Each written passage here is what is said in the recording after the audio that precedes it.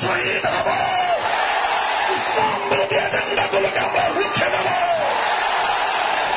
প্রস্তুত থাকবেন যে ইনশাআল্লাহ আমাদের চূড়ান্ত সফলতা, চূড়ান্ত গন্তব্য আল্লাহর জমিনে আল্লাহর খেলাফত কায়েম করা, মানব রচিত তন্ত্রমন্ত্রের জাতকল থেকে দেশ জাতিকে মুক্ত করে আল্লাহর জমিনে আল্লাহ প্রদত্ত রাজনৈতিক বন্দোবস্ত খেলাফতের ব্যবস্থা বাস্তবায়ন করবার জন্য আমাদের সংগ্রামকে আমরা অব্যাহত রাখবো ইনশাআল্লাহ।